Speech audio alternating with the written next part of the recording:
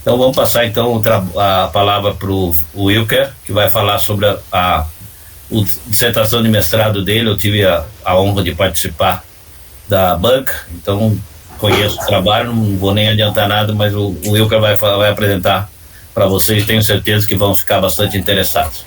Você tem a palavra, Wilker. Todos estão me ouvindo? Sim. Primeiramente, eu gostaria de agradecer o professor Valdomiro, né, pelo convite, né, a honra de estar me apresentando aqui no colóquio, né. Sempre eu acompanhei, né, um pouco tímido, né, silencioso, muitas vezes eu não me pronuncio, mas direto eu estou participando aí, né, e ao longo, né, dessa pandemia foi uma oportunidade, né, muito enriquecedora, principalmente para o desenvolvimento do meu trabalho, né, porque eu sou da área de história, não tinha muito domínio da área de quadrinhos, né? Então, além da minha pesquisa, né, a participação no colóquio foi muito enriquecedora. Deixa eu compartilhar aqui com vocês a tela.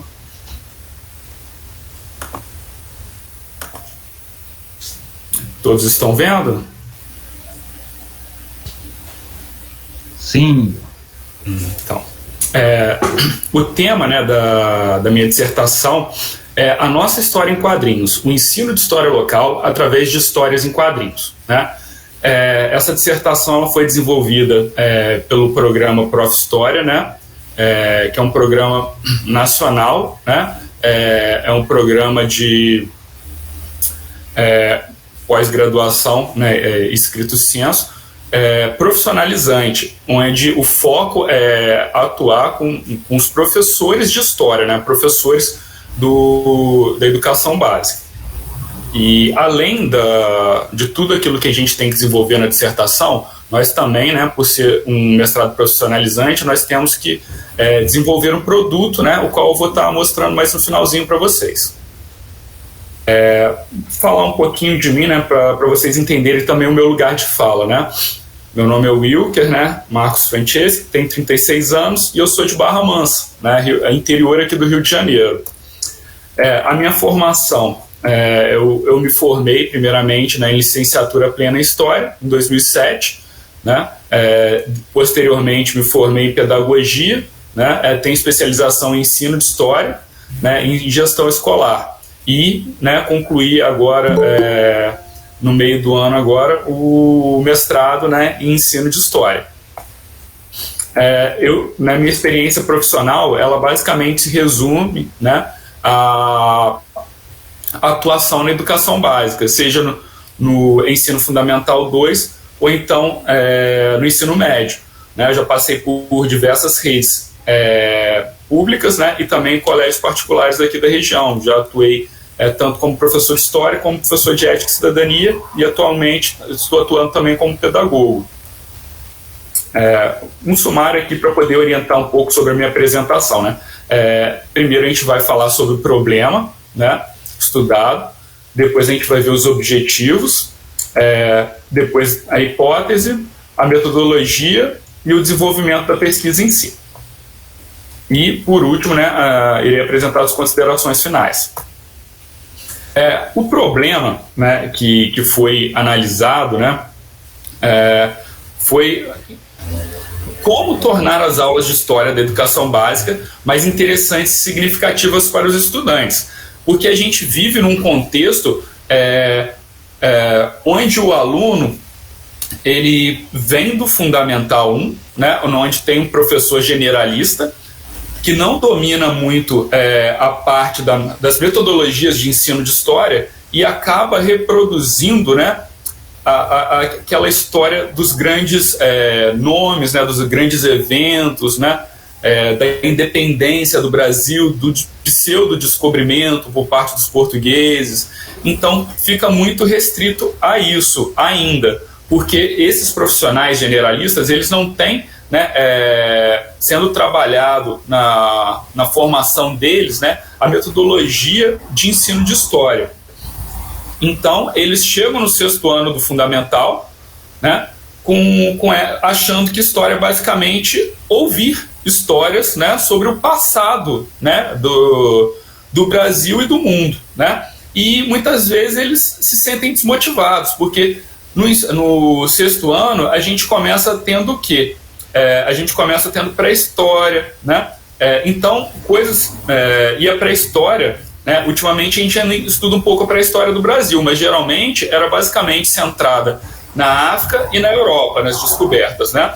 Então, se você for ver a pré-história, ela está extremamente distante temporalmente do nosso aluno. E a partir do momento que a pré-história é vista de um ponto de vista eurocêntrico, né, focado na Europa, ou até mesmo focado na África, né, considerado o berço da humanidade, isso também está distante geograficamente do nosso aluno. Então, né, para um aluno do 6º ano, ali com seus por volta de 11 anos, tudo isso é muito distante da sua realidade, né? E muitas vezes isso para ele não é significativo, né? Ele continua tendo aquela noção de que a aula vai ser como era, né, quando tinha um professor generalista, ficar decorando informações, né, datas, nomes, lugares. Então aí a gente parte para o objetivo, que é desenvolver uma metodologia de ensino de história local que oriente os professores de história da educação básica a desenvolverem histórias em quadrinhos que os auxiliem a tornar suas aulas mais interessantes e significativas para os alunos, né? É importante ver que, quando eu falo uma metodologia de ensino de história local, por que a utilização da história local? Porque quando você trabalha com a história local, você aproxima o aluno do seu objeto de estudo, né? Você vai aproximar ele principalmente geograficamente. Ele vai começar a estudar o seu entorno, né? Aquilo que acontece no seu bairro, no seu distrito, no seu município, né? Então, aí muitas vezes a gente vê que os alunos se interessam mais quando começam a ver, sendo debatido na escola, a história dos locais que ele visita, por quais ele passa, né?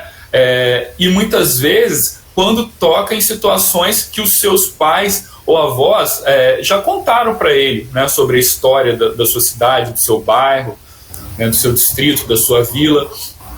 E aí, né, esse seria, né, a aproximação, né, do aluno do objeto de estudo para tornar as aulas mais interessantes, né, e, consequentemente, tornando elas significativas.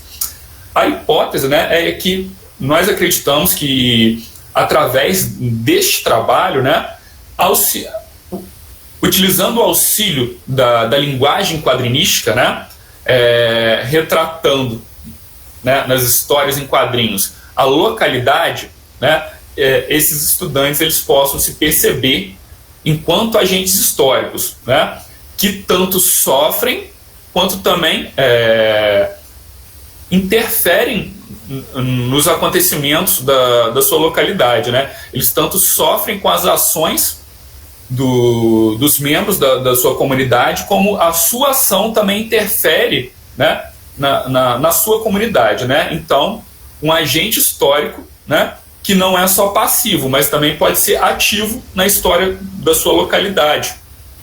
E assim, né, a partir do momento que você percebe que você, né, os seus atos, né, no micro, né, eles podem afetar a vida de outras pessoas, né, e os atos dessas outras pessoas também afetam diretamente a sua vida, né, você passa a ter um maior interesse por estudar a história e compreender a sociedade em que você está inserido.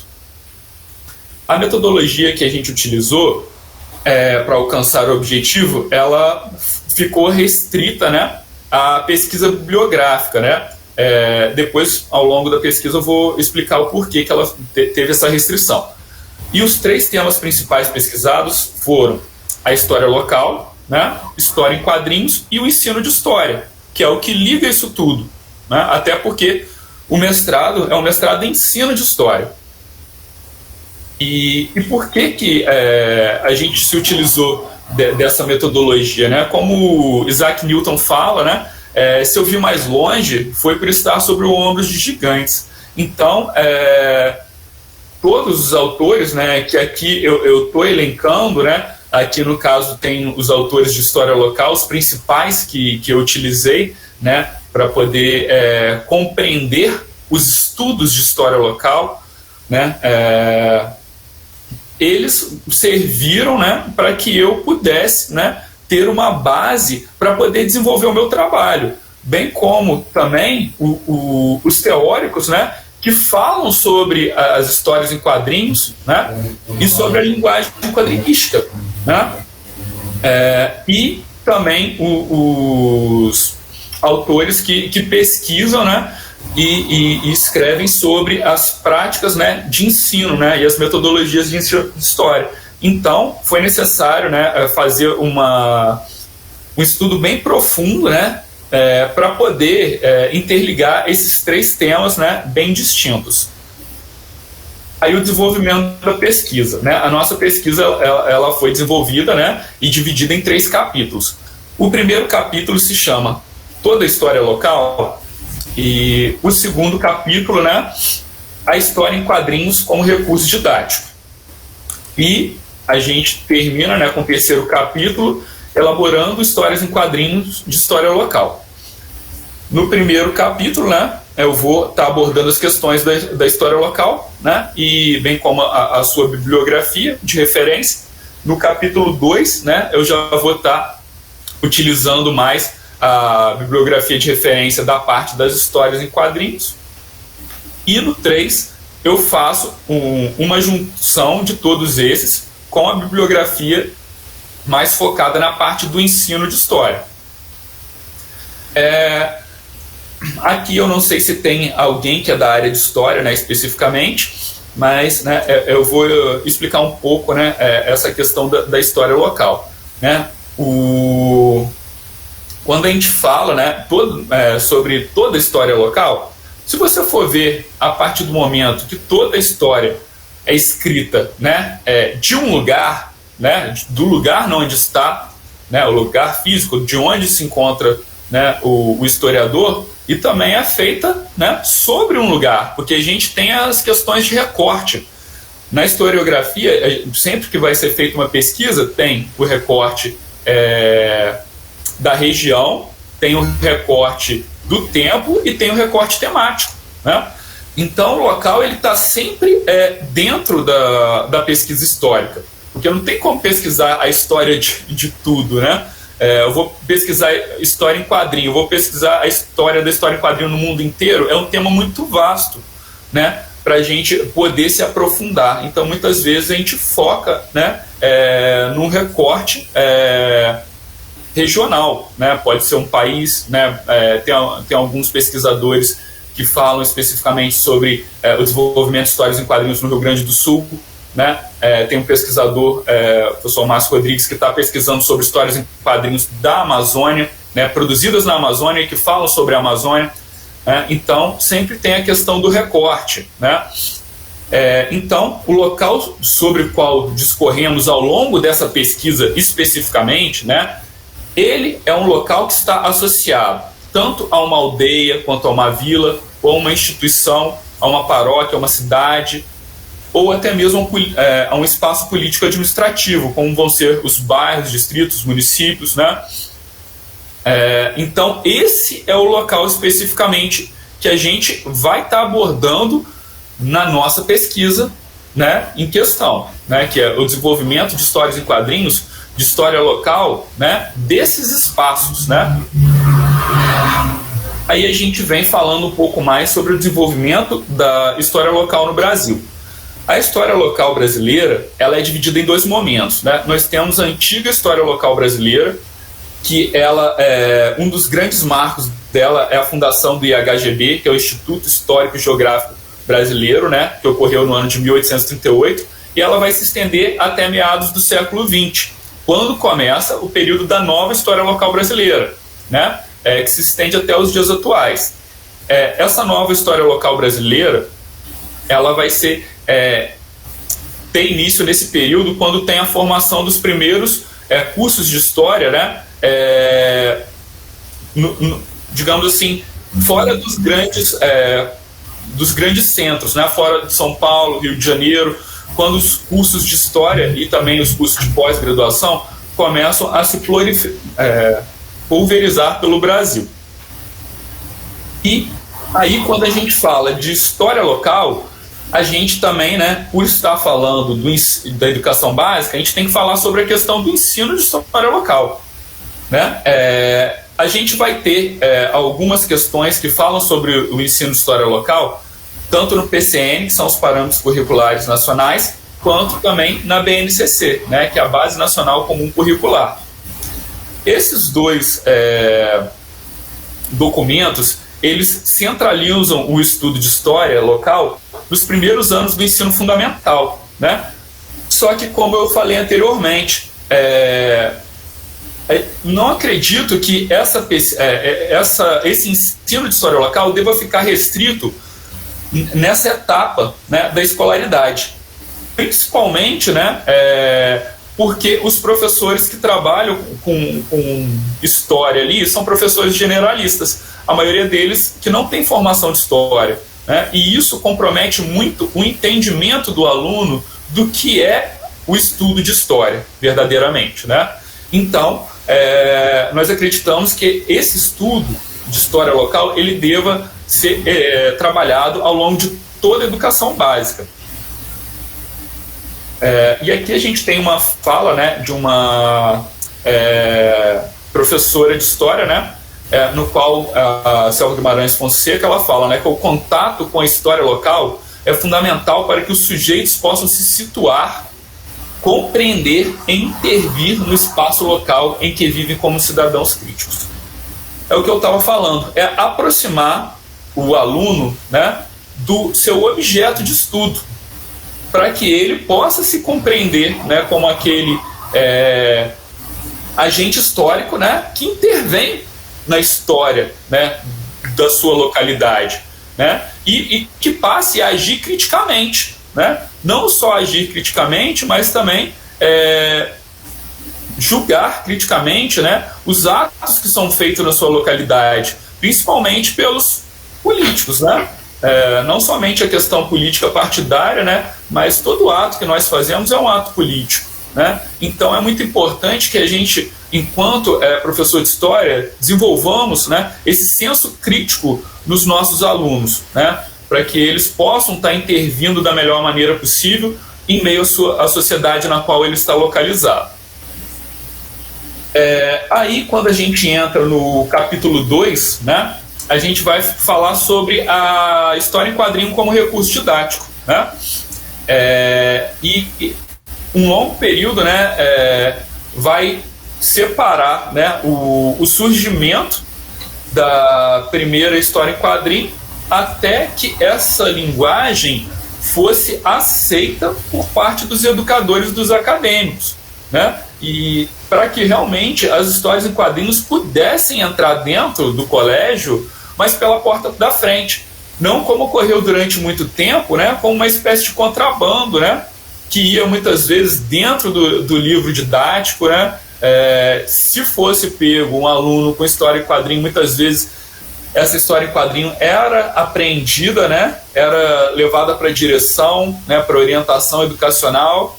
Isso, quando não era jogada fora, muitas vezes só era entregue ao responsável.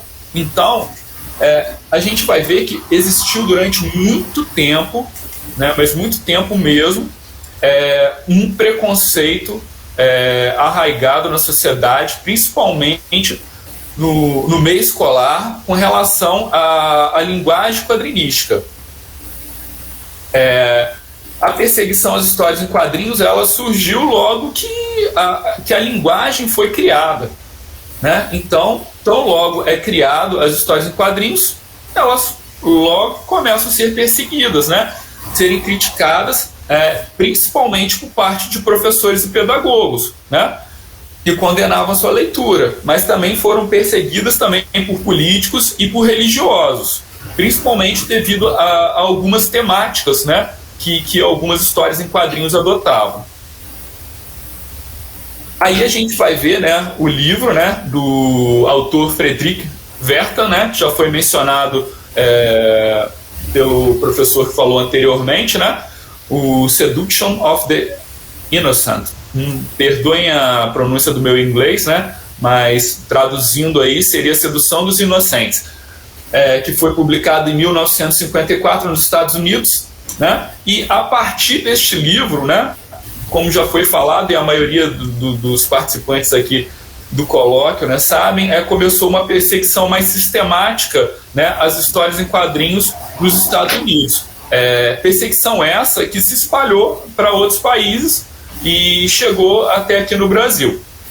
Nesse livro, né, como já fala o próprio nome, Sedução dos Inocentes, Vertan ele vai falar de como que essa linguagem ela conseguia seduzir as crianças e os adolescentes, né? E, de acordo com ele, influenciar negativamente essas crianças e adolescentes, né? A conduzir eles para o meio da marginalidade.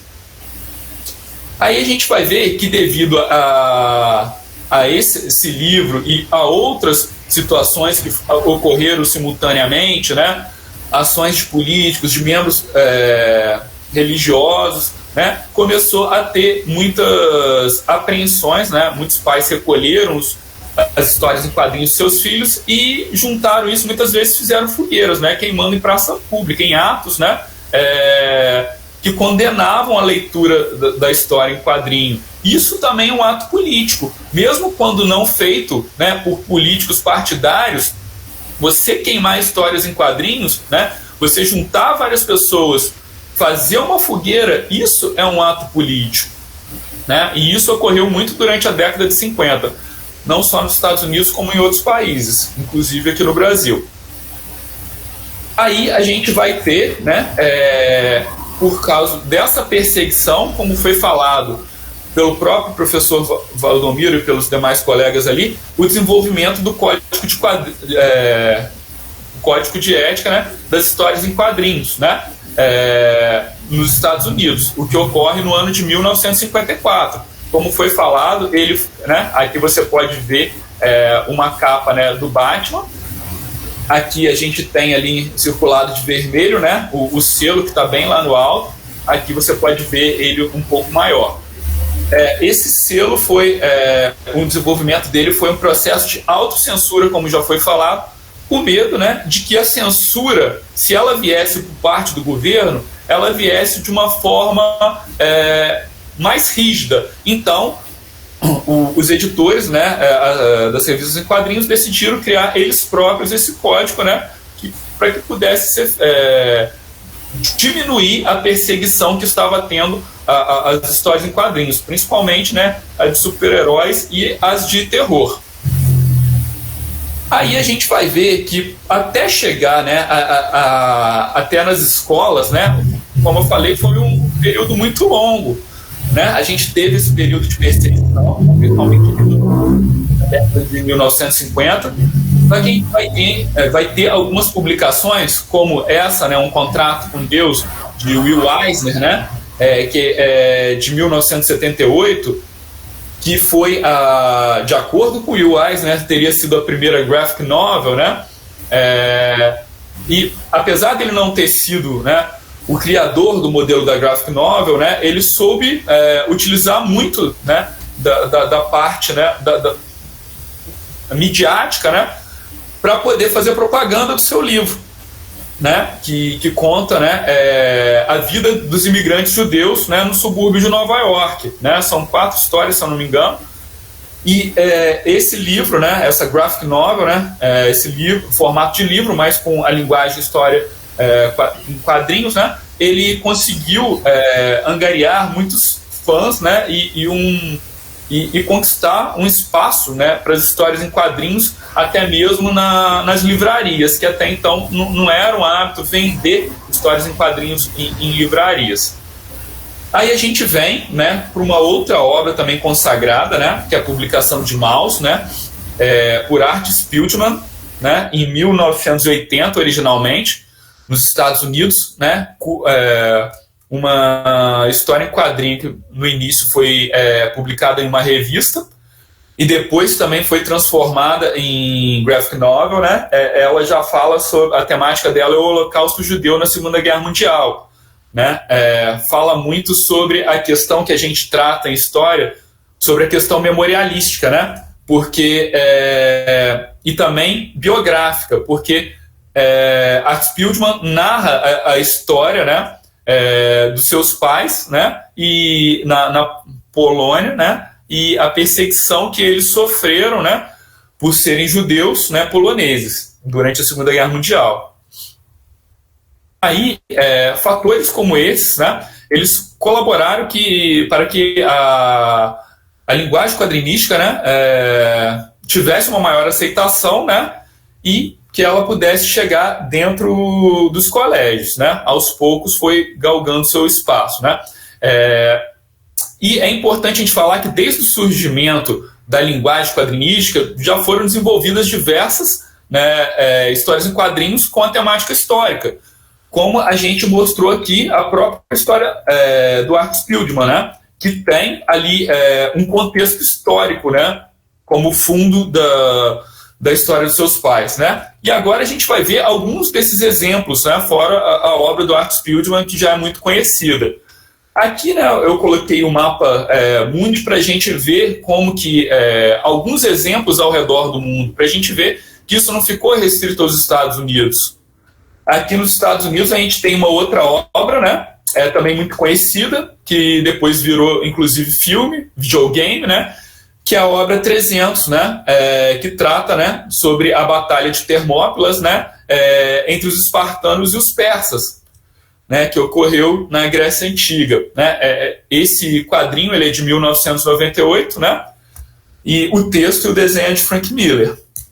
Aí a gente tem aqui no Brasil, né, por exemplo, a história em quadrinho Angola Janga, né, do quadrinista Marcelo de Salete, né, que desenvolveu tanto o texto quanto o desenho, cuja temática é a história do Quilombo de Palmares, né.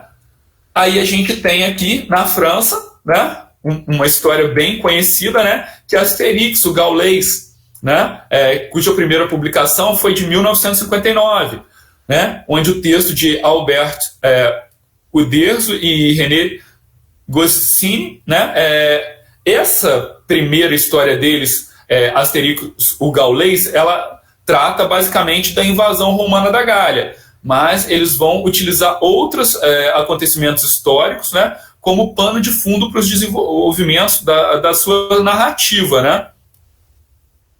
Aí a gente tem aqui, em Angola, né, uma produção chamada Dinga Band, né, que é uma produção franco-angolana de 2014, né, financiada e apoiada pela Unesco, né, cujo texto é de Edouard Joby, que é um francês, e de Silva Serban, que é uma senegalesa. E o desenho é de Patti Massione, que ele é congolês. Então a gente vê que é um grupo, né, bem heterogêneo, né, cada um de um país, mas nós temos ali 2 representantes africanos, né? E ela foi publicada, né, em Angola. A história se passa, na verdade, né, em antigos reinos, né, que seria o reino do Dongo e de Matamba, que ficavam onde hoje é o país denominado como Angola, né, e retrata a resistência desses povos, né, à invasão portuguesa. E vai ser, inclusive, transformado em filme a história da Dinga Band, né? Já tem um filme, né, eu acho que é africano, mas agora vai ser feita uma produção, né, estadunidense. Aí a gente tem aqui no Japão, né, um exemplar também já bem conhecido, que é Gen Pés Descalços, né, de 1970, cujo texto e o desenho é de Keiji Nakazawa. A temática dessa história em quadrinho, né, deste mangá, é o bombardeio atômico de Hiroshima, né? Também é uma história bem memorialística, que trabalha com a memória, a própria memória também do autor, né? E também meio autobiográfica, né? Então, agora que a gente já viu um pouco, né, dessas HQs com temáticas históricas, né, a gente vai ver os diferentes tipos de história em quadrinhos que podem ser utilizadas no processo de ensino-aprendizagem, né? Aqui a gente vai ver a classificação das HQs utilizadas no processo de ensino-aprendizagem segundo o autor Edgar Guimarães, né? Foi ele que desenvolveu essa classificação. De acordo com esse autor, as publicações, né, as histórias em quadrinhos com temática histórica, elas podem ser publicações que vão ser utilizadas no ensino. Elas podem ser publicações de entretenimento, publicações de entretenimento com conteúdo educativo, ou então publicações educativas gerais, ou então publicações educativas dirigidas. Tá? Vamos começar pela publicação de entretenimento, né? Cuja a gente tem aqui, né, o exemplar do Capitão América, né? Uma revista de 1941, né, cujo país de origem é os Estados Unidos da América, né? Texto de Joyce Simon, desenho de Jack Kirby. A temática abordada nela é a Segunda Guerra Mundial. O que vem a ser essa publicação de entretenimento? Essa é uma história em quadrinho que foi feita com o intuito unicamente de entreter, sem ter nenhum compromisso, né, de fidelidade com a história. Né? A história é somente um pano de fundo para essa HQ. Aí aqui a gente já tem, né, uma história em quadrinho, né, que é uma publicação de entretenimento com conteúdo educativo. Isso daqui, essa obra, né, Palestina, uma nação ocupada, de 1993, né, o país dela de origem é os Estados Unidos, o texto e o desenho é de Joe Sacco. Né? Ela é aquilo que se chama, né, de jornalismo em quadrinhos. Né?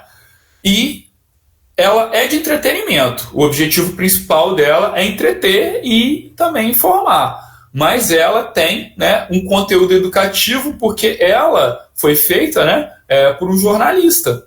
Né? E a temática que ela aborda ali é o conflito árabe-israelense.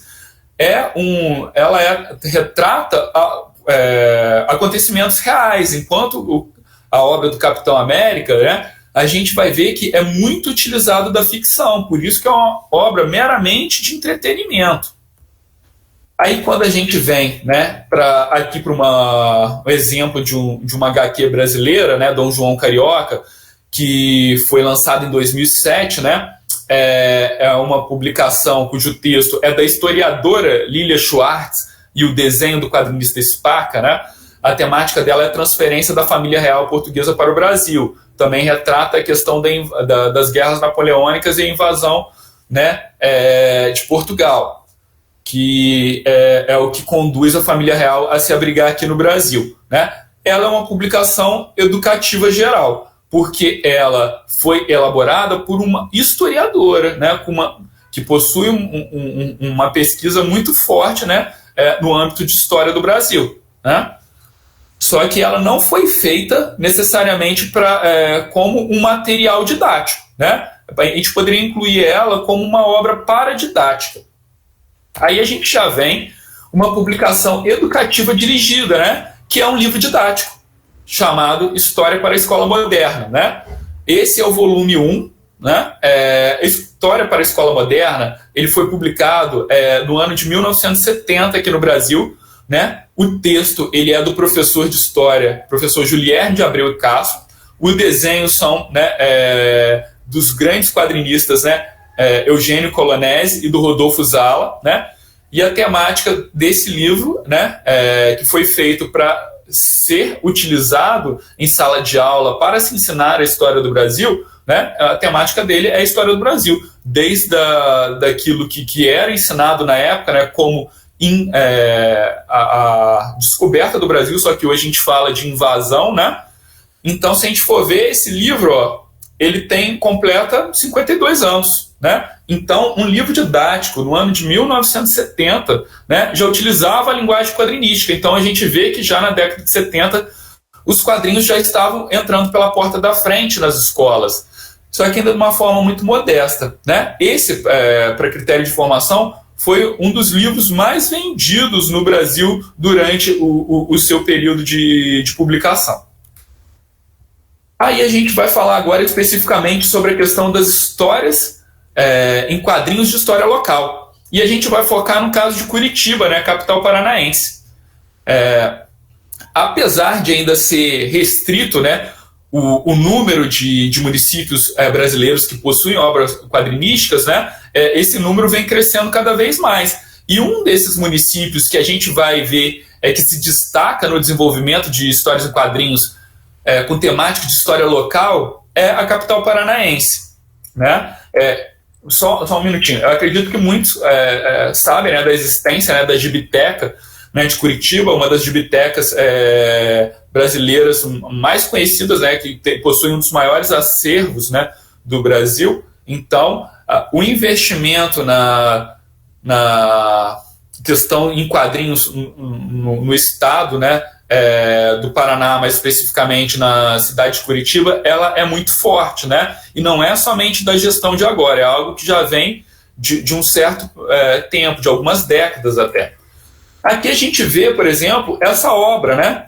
História de Curitiba, que foi feita em 7 volumes, né? O texto é do Tabajara Ruas, né? E o desenho é do Flávio Coelhin, né? Foram feitos 7 volumes, cada um retratando um período da história de Curitiba. Esse é o primeiro volume, tá? Nas trilhas de Coretuba, né? Que retrata a história dos indígenas que ocupavam a região que atualmente é a Curitiba, né? E a temática dessa coleção, né, de 7 volumes vai retratar desde o período da ocupação indígena, né, os primeiros habitantes de Curitiba, até o ano de 87, né, que era a história contemporânea, né? Mas a gente não ficou só nesse exemplar. A gente vê também, né, foi lançado em 93, né, um outro quadrinho chamado História de Curitiba em Quadrinhos. Esse o quadrinho ele foi uma parceria da Prefeitura de Curitiba, né, com o Banco do Brasil, que financiou, né, a publicação, como vocês podem ver o símbolo ali embaixo, né? Foi um volume único, né? O texto é da Cassiana Carolo, aliás, e do quadrinista, os desenhos são do quadrinista Cláudio Seto. Aí a gente já vai vir aqui, né, para uma história em quadrinho mais recente, né? Que esse em questão é Curitibinha, Viagem pela História de Curitiba. Esse é o volume 1, né? Curitibinha é um personagem já antigo, né, do quadrinista Marcos Vaz, né, que em comemoração ao aniversário de Curitiba, né, foi feita essa edição, esses dois volumes, né, retratando a história de Curitiba. O primeiro, né, volume, como vocês podem ver ali pequenininho, tem um índio também, parte, né, a partir ficou meio redundante. A história começa a partir da ocupação indígena, né, da localidade onde hoje é Curitiba e vai, né, a partir do volume 2 até chegar na história contemporânea de Curitiba. A gente vai ver que são traços muito diferentes, principalmente esse, né, do Curitibinha, que é um traço bem mais cartunesco e infantilizado, né? O próprio texto é um texto mais infantil, enquanto os outros dois eram um desenho um pouco mais realista, né? E o interior era todo feito somente com tinta preta, né, utilizado o nanquim para o desenho, depois reproduzido somente em preto e branco, né, e que a história também era um pouco mais densa, né, eram textos mais densos do que o do Curitibinha, que já é mais voltado para o público mais infantil. Então a gente vai ver, né, as HQs como fontes históricas, né. É importante ressaltar que toda e qualquer narrativa quadrinística, independente da temática, ela pode ser utilizada como fonte histórica. Aqui a gente vai ver a HQ Tintim no Congo, né, que pode ser trabalhada para discutir questões de imperialismo e colonização do continente africano, principalmente do Congo, né, até as próprias edições. Nós temos uma edição mais antiga, onde o nome era Tintim na África, né, depois que foi se colocar no Congo. Então a gente vai ver que tanto o quadrinho em questão, como também as suas traduções, e a tradução especificamente no Brasil, é alvo de pesquisas e discussões historiográficas, né? Na questão da narrativa, principalmente, na imagem que é feita dos africanos, né? na questão do racismo, né? Então, é uma HQ que foi feita contemporânea. Hoje, pra gente, as histórias que são narradas, né, são de um passado, mas quando elas foram elaboradas, eram situações contemporâneas, né, ao momento em que o autor Hergé estava, né, escrevendo essas histórias.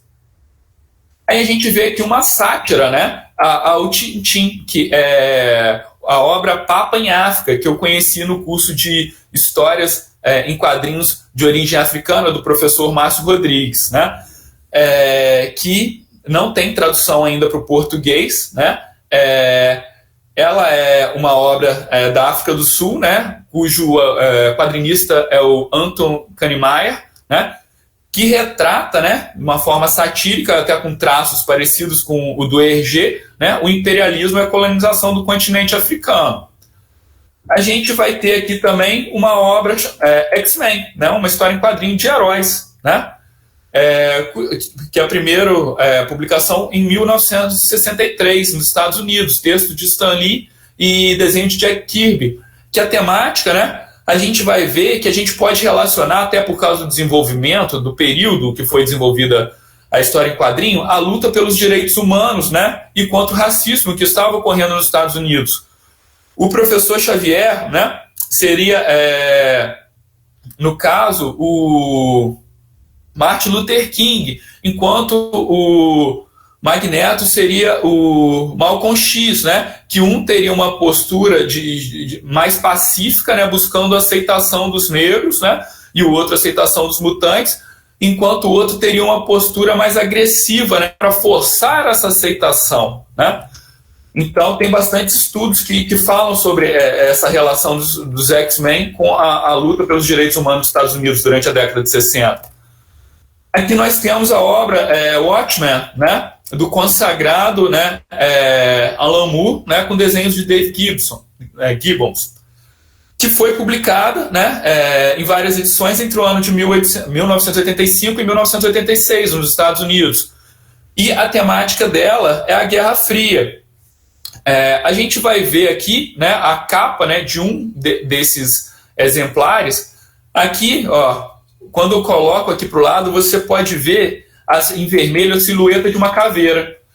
E aqui a gente tem, né, o símbolo, né, do perigo, né, com relação à radioatividade.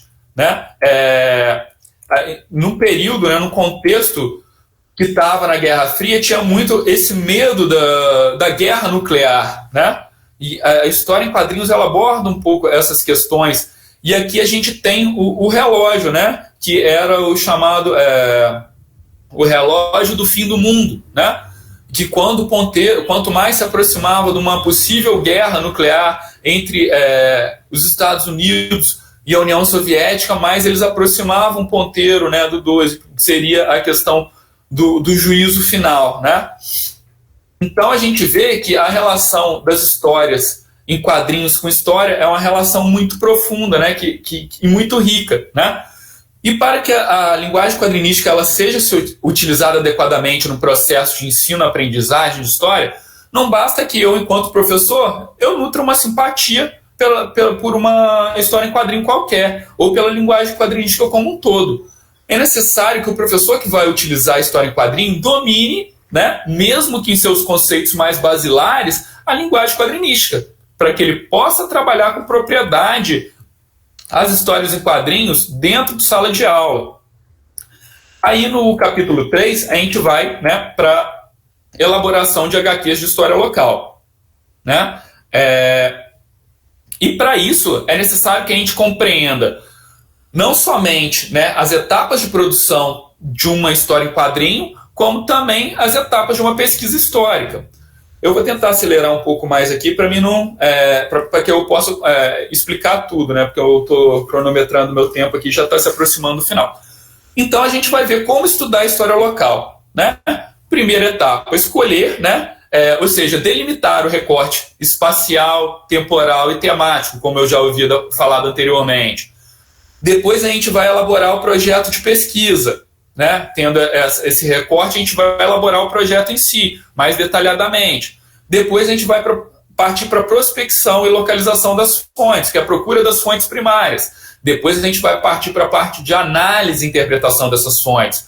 E depois a gente vai para a escrita das conclusões obtidas através da pesquisa, né? E nesse trabalho a gente falou sobre o problema das fontes, que tudo começa em história através das fontes. Se não fosse ela, nós não teríamos como escrever história, né? Aí tem uma fala do professor José da Assunção Barros, que fala: fonte histórica é tudo aquilo que, por ter sido produzido pelos seres humanos ou por trazer vestígio de suas ações e interferência, pode nos proporcionar um acesso significativo à compreensão do passado humano e de seus desdobramentos no presente. Essa fala demonstra toda a importância da fonte histórica enquanto matéria-prima para o historiador, né? E dentro das possíveis fontes para o estudo da história local, eu vou enumerar aqui várias, né? Fontes de arquivos de pesquisa, né? Coreografias, livros de memória. Eu vou passar rapidamente, que são muitas questões, né? E que eu acho que não é necessário a gente se desdobrar em cada uma delas, né? É algo mais para os historiadores mesmos, ou então o professor que queira tá desenvolvendo, né? Aí depois que a gente achou essas fontes históricas, a gente passa para a interpretação das fontes, onde é feita uma crítica externa, onde verifica-se os aspectos físicos das fontes para determinar se elas são autênticas ou não, e depois uma crítica interna, que é a análise do conteúdo, com o objetivo de saber se essas fontes são confiáveis ou não.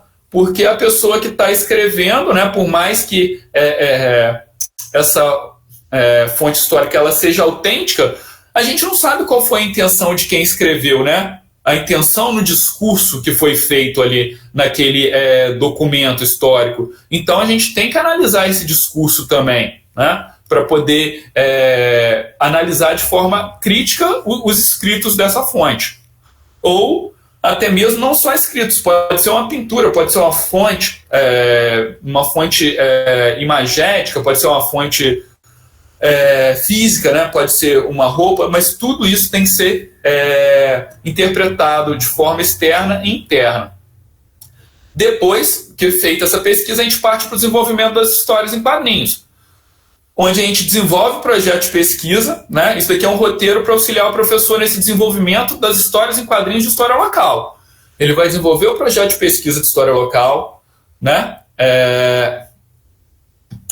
Ele vai escolher os personagens, ele vai fazer sinopse, ele vai desenvolver o roteiro, depois ele vai fazer o layout, vai partir para a parte do desenho, desenvolver a arte final, colorizar, se for optado por uma história em quadrinho colorida, e depois parte para a parte da editoração. Então, após a gente explanar sobre a nossa pesquisa, eu vou apresentar a vocês o produto final, né, do nosso curso, né, que é esse e-book, né, a nossa história em quadrinhos, né, um tutorial de desenvolvimento de história em quadrinhos com temática de história local, que foi desenvolvido por mim, né, com auxílio da minha orientadora, a professora Rebeca Gontijo, né, professora doutora, né, associada ao Prof. História da Rural, né, Universidade Federal Rural do Rio de Janeiro, né.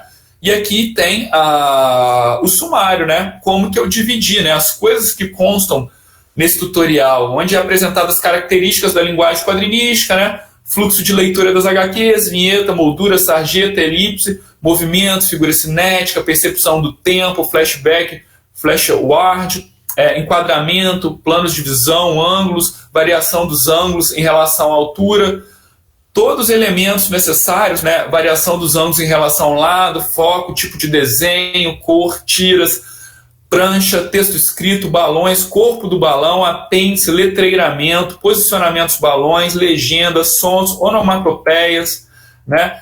Principais formatos das histórias em quadrinhos, né? Gêneros artísticos confundido com histórias em quadrinhos, né? Tudo isso foi necessário para dar embasamento para esses professores de história da educação básica que desconhecem a linguagem quadrinística, né? Que muitas vezes leem, mas não conhecem esses detalhes. Mas a partir do momento que você vai elaborar uma história em quadrinho, né, é necessário você dominar esses aspectos, né? Você precisa ter um know-how, você precisa ter um conhecimento, né, técnico dessa área.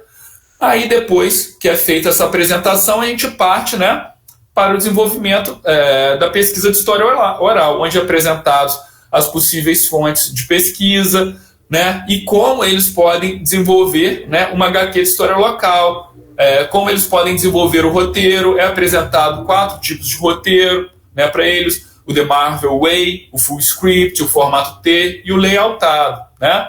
É falado para eles sobre a produção e revisão dos roteiros para história em quadrinhos, né, a importância e a diferenciação desse tipo de roteiro para outros roteiros, né, e o uso dos anexos nos roteiros, principalmente anexando referências imagéticas, né, principalmente se não for o professor ou desenhista dessa história em quadrinho, né. Ele precisa fornecer todo um arcabouço, né, imagético, para que o desenhista possa retratar o período histórico de forma fidedigna, para que não ocorra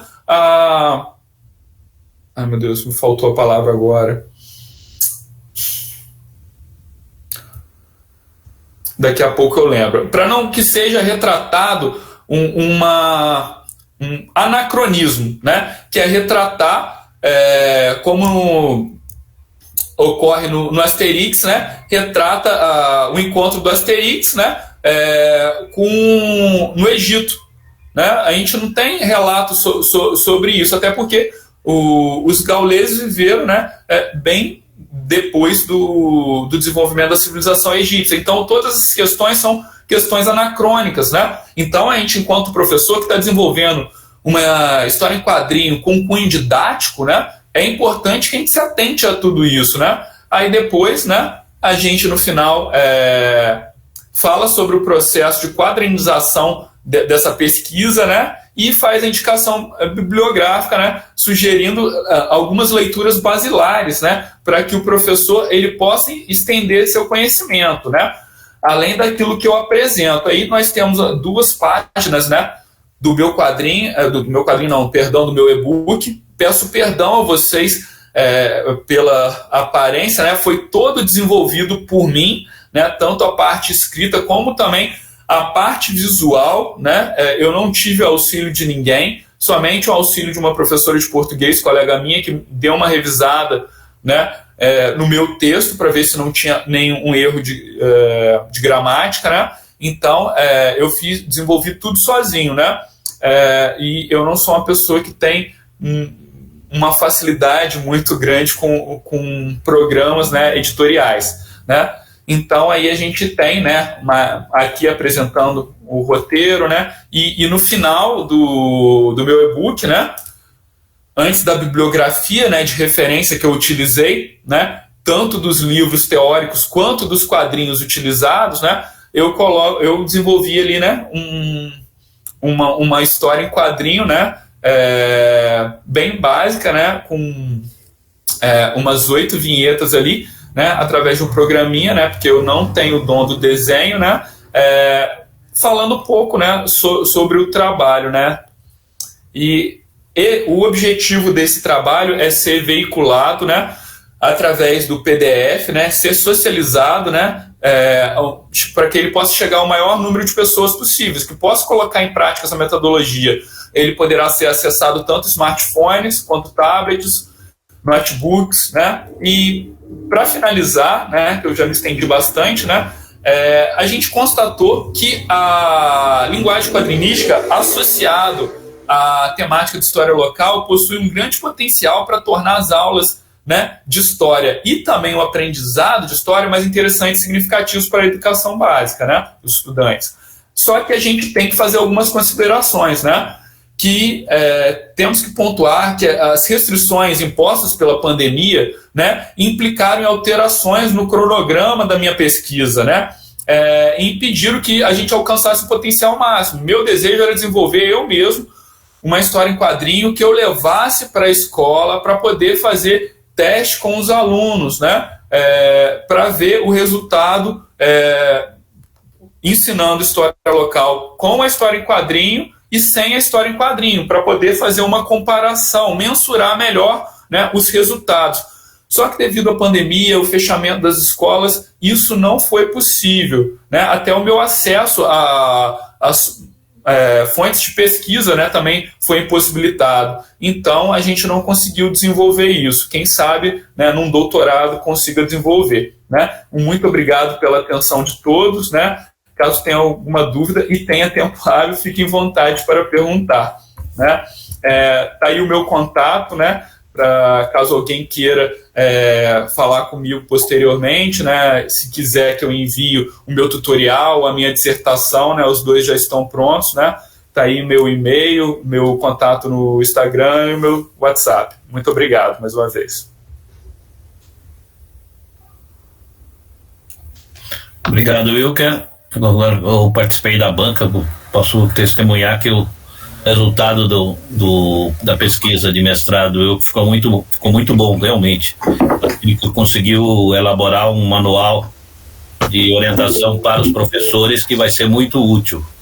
Eu tenho certeza que será muito apreciado. Eu acho que até foi fortuito que você que tenha tido uma pandemia no meio, Wilker, porque você pôde desenvolver uma coisa que depois vai ser complementada por aquilo que você pretendia fazer originalmente. Acho que se você fizer como você tinha pretendido, fazer uma história em quadrinhos e apresentar e aplicar, você não teria desenvolvido todo esse pensamento a respeito da própria prática de utilização dos quadrinhos para ensino de história local.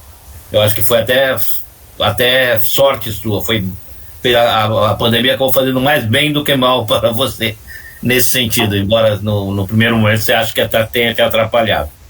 Então o Gazi levantou a mão, pode falar, Gazi. Boa noite. O Wilker, muito bom trabalho, gostei bastante. Eu fiquei curioso com o seguinte: o Watchmen é um trabalho de quadrinhos muito complexo. Esse detalhe da capa eu não tinha percebido. Eu vou te pedir para mandar, já que você ofereceu mandar esse material para nós, mas eu não consegui visualizar a caveira ali naquele momento. Acho que também porque eu tô meio cansadão, não sei. Mas se quiser, assim, eu volto consegui, lá. Fiz força, não deu. Mas assim, depois... Quer que eu volte no slide? Oi? Quer que eu volte no slide, Gazi? Não sei se não der tempo, você manda para nós, se eu não conseguir... Tá. Qualquer coisa é só entrar em contato comigo pelo e-mail, então, que eu socializo o slide e o restante do material, que é a dissertação e o tutorial. A apresentação vai para o nosso canal do Observatório, né? Logo daqui a alguns dias já vai estar lá. Aí dá para pausar lá e eu tentar ver essa caveira ali na capa. A idade vai chegando, cara. Assim, quando você tinha 20 anos, você conseguia enxergar, com certeza. E tem outros detalhes que eu não pontuei. Não fui eu que descobri isso, eu vi em um outro trabalho, né? Eu vou tentar... Posso, professor Valdomiro, tentar voltar lá para comentar uma outra coisa a respeito da capa? Pode, claro. Não, deixa eu abrir aqui que eu fechei o slide sem querer. Mas, além dessa questão da imagem, também tem uma parte textual, né, que fica ali nas entrelinhas, né, da capa mesmo do Watchmen.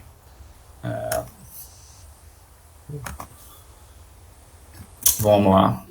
O Jean Danton, ele analisou a obra e tem os detalhes da repetição, da reiteração do risquinho lá, que corta tem vários detalhes interessantes, mas esse da caveira ele não viu, não reparou, acho que aqui, fiquei curioso, que é algo que eu não tinha visto. Na fumaça branca, agora você vê com traçado vermelho? Sim. Estão conseguindo ver? Sim. Eu ainda não, mas eu vou tentar depois. É o cansaço, visão ruim. Aqui, se você for ver, eu acho que está escrito Fallout Shelter. Perdoem o meu inglês, né? Mas aí cortou e fica, né, lá em cima ALL, né, que é HAL, de todos, né? E depois aqui embaixo como se fosse Hell, né? Como se, tipo assim, tudo inferno, né? Foi feita essa interpretação também, né? Que isso daí seria uma mensagem subliminar que ele passa, né? Porque se tivesse uma guerra realmente nuclear, né, viraria um verdadeiro inferno, né? Devido à destruição, né? Então, ali, né, aquele shout out shelter, né, que ele corta ali embaixo, aliás, fall out, né, shelter, ele corta lá em cima o F e embaixo ele corta o S, né? Então, e tampa com a fumaça a parte das outras letras. Então, aí formaria, né, esse hell, né?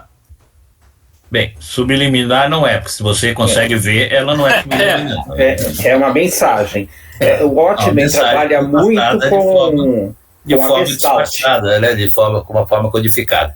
Isso. O Leandro levantou a mão.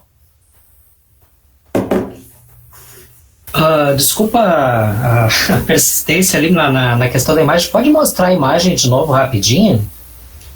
Tá. Eu vou... Deixa eu compartilhar aqui. Eu puxei a imagem aqui no site, acabei de ver que tá o crânio ele tá de perfil, né? Aí eu acho que eu consegui. Isso, exatamente. Agora eu consegui. Exatamente. Achei no site aqui as Aqui, caças. ó, essa tá mais demarcada. Dá pra ver bem ali mesmo. É que essa sua marcação em laranja, Sim. agora quando você aproximou agora e ampliou, deu para ver melhor. Mas sem a marcação laranja no Obrigado, original, viu? eu consegui verificar também. Nada. Isso é Gestalt. Essa marcação laranja sua aí, sabe o que me lembrou?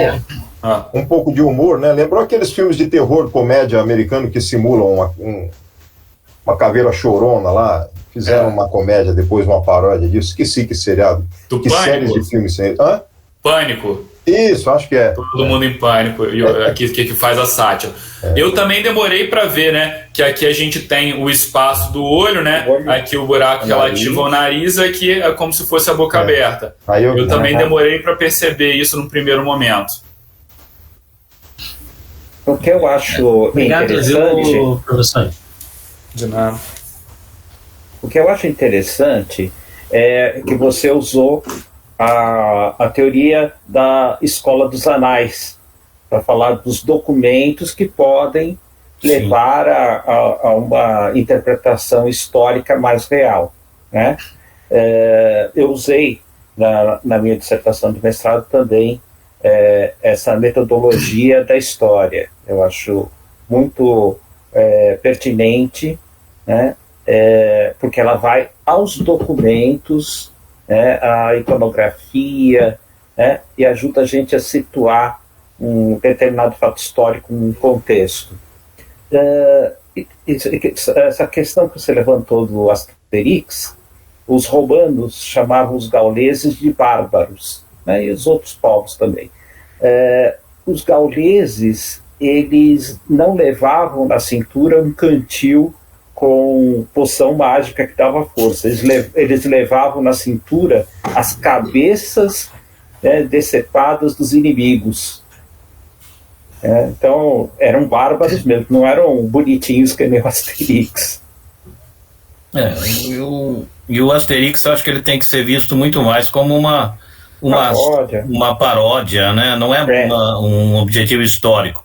Ele não está preocupado, os autores não estão preocupados com a questão histórica, estão preocupados em enaltecer a cultura francesa, né? Então você veja que ele foi criado em 59, exatamente logo depois da guerra, para enaltecer a força dos franceses, né? O que é? É um grupo tem todo o espaço dominado, toda a Gália dominada, e um pequeno grupo resiste ao invasor. Isso é resistência francesa, enaltecer a resistência francesa. E se você contar que a guerra tinha acabado há pouco tempo, isso era uma forma dos franceses se recuperarem a sua autoestima, né? Então ele está muito preocupado em enaltecer, muito mais preocupado em enaltecer os franceses do que se pegar os aspectos históricos. Os aspectos históricos são pano de fundo, né? As histórias do Asterix dizem menos sobre o passado e mais sobre o momento em que foi criado. Você tem razão. O heroísmo da resistência francesa é reafirmado no Asterix. Sem dúvida. Porque uma parte da sociedade francesa aderiu ao nazismo. Vive la résistance. É isso mesmo. Legal. Eu lembro que a gente discutiu na defesa também, Will, que era a questão da microhistória, né, que também poderia ser utilizado também esse essa proposta que você faz para a história local também poderia ser usada e aplicada na questão da microhistória, ou seja, contar a história de uma família, contar a história de algum grupo específico da sociedade e assim por diante. Acho que também seria muito interessante esse tipo de aplicação. Ou até mesmo de um personagem em si. Mas o diferencial da questão da microhistória, quando ela acompanha o trajeto de vida de alguém, né, ou alguma situação, como tem... eu sou péssimo com o nome, mas um dos historiadores da microhistória, né, eu não sei se o Giovanni Levi... aquele cara dos queijos, como é que chama? Isso, do queijos Verne. Eu acho que é o Giovanni Levi. É o Ginsburg. O Ginsburg, perdão. Eu sou péssimo com o nome, eu faço muita confusão. Tem um deles que fala sobre a questão do julgamento, né, de um moleiro, né, e tudo mais. Então, ele vai retratar a história, né, ali de um cidadão específico, um cidadão do povo, para poder falar da questão da Inquisição. Então, você também pode transformar situações como essa, né, pegar um cidadão comum, né, da localidade, né, que não seja o prefeito, que não seja um pintor, que não seja uma pessoa de destaque na história, mas contar a história do município, né, ou de uma vila, né, ali, através da história daquele cidadão comum, né, que muitas vezes vai ser igual, né, a do avô, né, do aluno, do pai do aluno, e isso vai sempre estar aproximando, né, a história dele, que nem eu falei no começo. A gente sempre, enquanto professor de educação básica, principalmente ali no 6º ano, como eu falei, a gente tem que tentar mostrar que a história não é essa decoreba que se foi durante muito tempo, né? Desses grandes fatos aí da história tradicional, né? Então a gente tem que tentar fazer isso como? Aproximando sempre o aluno do objeto de estudo. E, né, a minha crítica, né, a essa questão da história local ficar restrita, principalmente depois da BNCC, muito ao Fundamental 1, né, quando tem esse professor generalista, que ele não consegue trabalhar, não porque ele não queira trabalhar adequadamente a história, mas porque ele não tem no curso de formação dele, né, tempo hábil, né, não tem disciplinas suficientes para poder ver mais detalhadamente a questão da didática da história, né? E sendo que tem professores de história, né, que são formados, né, em licenciatura, que ainda praticam esse tipo de história. Então você imagina uma pessoa sem formação, né? Então o problema é esse, não é falta de vontade desses professores generalistas, mas muitas vezes falta de capacitação. Não. Acho que é uma proposta bem ousada, e tomara que os seus colegas professores de história ouçam o que você está falando. Porque você tem duas missões aí.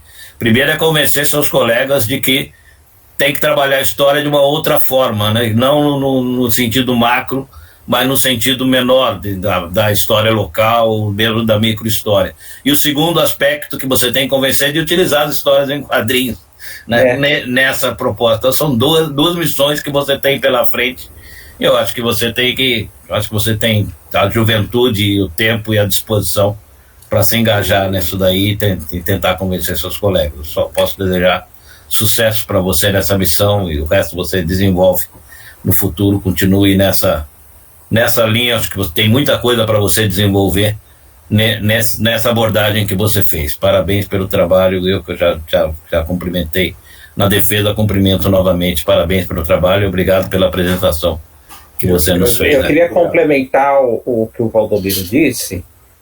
Além de convencer os seus pares para usar a história em quadrinhos, você tem que convencê-los a usar adequadamente as histórias em quadrinhos, como você fez nessa apresentação.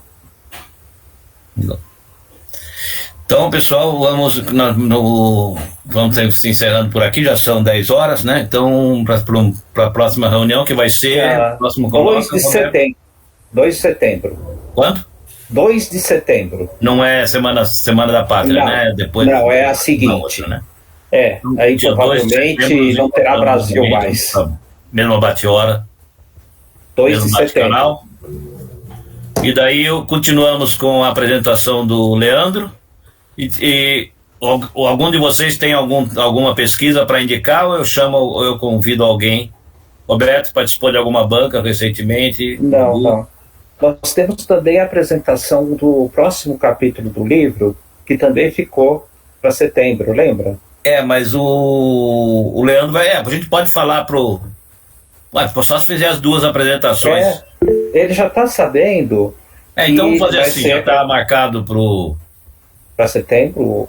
Então fazemos as duas apresentações do livro. O Leandro termina a dele e o. Como chamava ele? É o. Selby, que você tem boa memória. Não lembro o nome agora. Eu sei que é chato, mas eu lembro que ele é japonês. O Ricardo Ono. Ricardo Ono. Isso, Você é jovem, Selby, você lembra. Então temos as duas apresentações. É muito nome. Em setembro. Colegas, bom fim de semana a todos. O Gazi levantou a mão.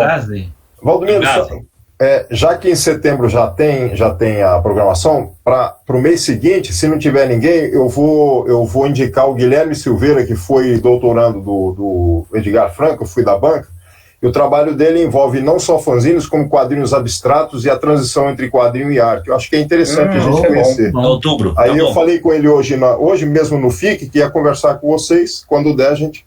Já está. Em outubro. Indicação sua. Beleza. É sempre aceita. Então, vou falar com ele amanhã mesmo no FIC. Pode confirmar com ele, então. Outubro, tá bom. Legal. Então, tchau a todos. Não tem a foto gente. Final, bom final de semana. Já fez? Beleza.